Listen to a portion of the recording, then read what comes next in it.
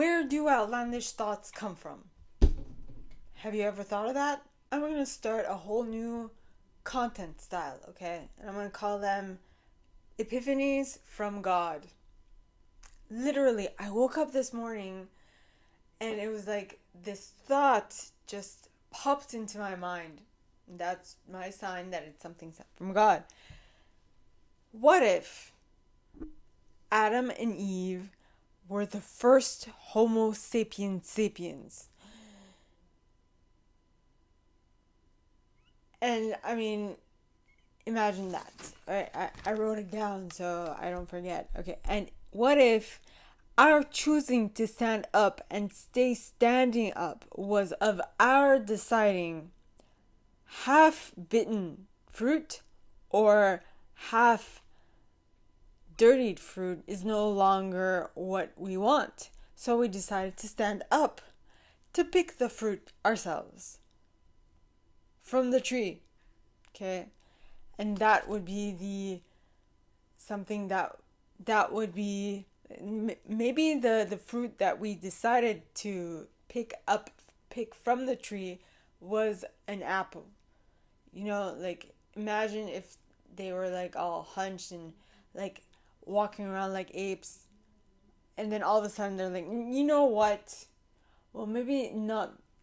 It's not in full alignment with what the Bible talks or how they portray Adam and Eve first and foremost. But imagine if you could imagine.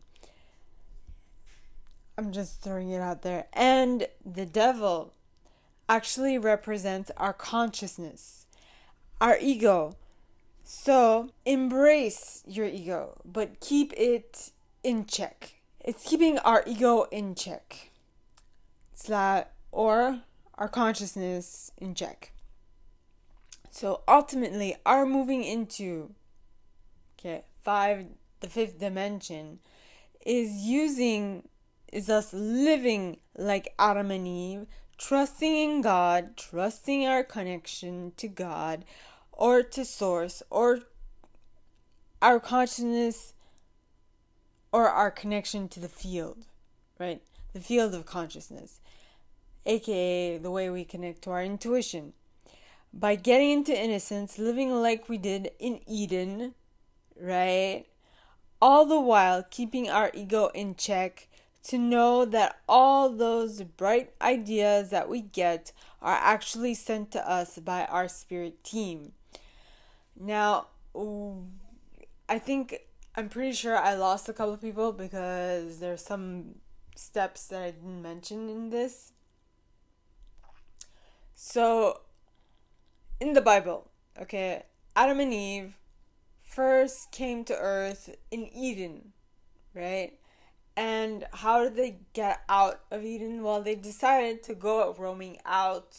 Well, they first decided to eat the fruit of the forbidden fruit tree, right? Forbidden fruit. They decided to eat the forbidden fruit, which was an apple. And why did they, the whole premise, the beginning of the Bible is that the devil tricked them into eating the apple that God told them don't eat, right? So they're deciding to eat the fruit of knowledge, right? Let them to understand that they have a consciousness, that they can choose for themselves. Now, that is not to say that you still don't have the same abilities as Adam and Eve. Adam and Eve were just very much connected to source, to the field, to God. And we think that we don't have that connection anymore. But we do have that connection still. There are a lot of things that are happening in this plane of existence that aren't helping. For example, our pineal gland is calcifying, okay, hampering our connection to source, among other things. And I can talk about ways to decalcify your pineal gland at another date, but at this moment, just know that your connection to God. So what I was getting at, okay, before I started this whole like side note about the pineal gland is that we can go back to how we were in Eden if we just decided to be in innocence, which Christopher Duncan talks a lot about. And it's the best way for us to get in touch with our intuition and connect with source. It's being innocent. It's going back to that time where we didn't actually have multiple distractions, like getting in the way of us making a choice. And it's strengthening our connection to God, which we can't always be in, but at least we can strengthen our connection by minimizing the distractions in our mind, right?